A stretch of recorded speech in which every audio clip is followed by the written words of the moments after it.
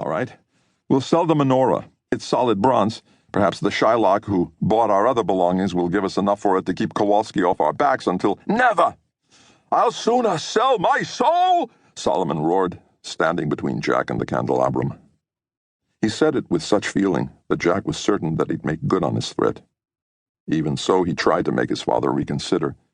Those men aren't joking. If we don't pay them, they'll throw us on the street with our legs busted into more pieces than we can count. I said no! Do you hear me? Sell whatever you want, the tables, the chairs, the shoes. But don't even think about touching my menorah, or I swear on your mother's memory I'll make you regret it. Jack clenched his teeth. He wouldn't even get $3 for all the junk his father mentioned. He tried to reassure him, promising him that hawking the menorah would only be a temporary measure, and that they'd get it back when he'd found a decent job. And when will that happen? Solomon replied, beside himself. Since you got back from Detroit with your tail between your legs, you've been talking big about finding a job. But the best you've come up with is changing a few tires at some dump of a repair shop. Jack couldn't believe what he was hearing. He'd used up all of his savings to look after his father, and this was the thanks he got for it. Even so, he tried to keep his cool. Let's leave it for now. We can talk later when you're sober. No, we'll talk now.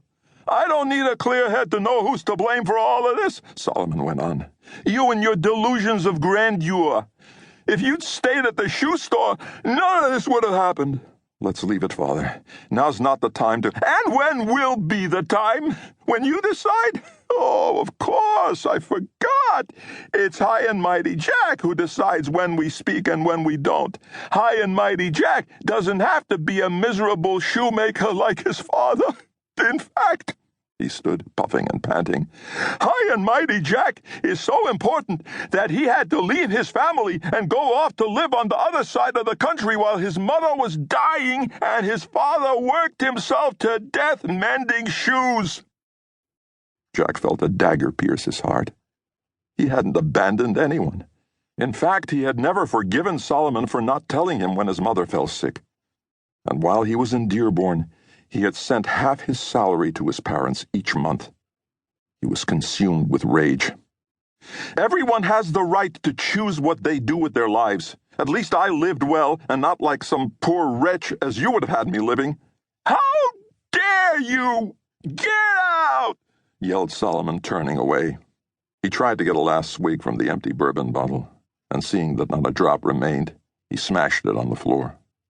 I took care of you and your mother. If we don't have anything now, it's because you blow the money on booze, Jack blurted out. Go! Get out of this house. Nobody wants you here anymore. Jack clenched his fists. Then he headed to his bedroom, threw his remaining clothes into his suitcase, and closed it, leaving a shirt cuff hanging out. He picked up the photograph of his mother and looked at it. He considered what to do. Finally, he put the case down on the bed, went out and crossed the living room. Where are you going? Jack didn't answer. He left the apartment and slammed the door, making the entire stairway shake. As he prepared himself for a terrible night's sleep curled up in the hallway, he made out his father's muffled voice behind the door, sobbing, Please, son, don't leave me now. As Jack progressed north through Manhattan, the old brick buildings gradually gave way to taller, more modern structures, before finally being replaced by brand-new stone colossi, the streets between them seething with pedestrians and vehicles, which, despite the blight of the Depression, seemed to broadcast that New York remained the center of the universe. The hands on his watch were not yet pointing to noon when he stopped to examine the towering complex of buildings that made up Rockefeller Center.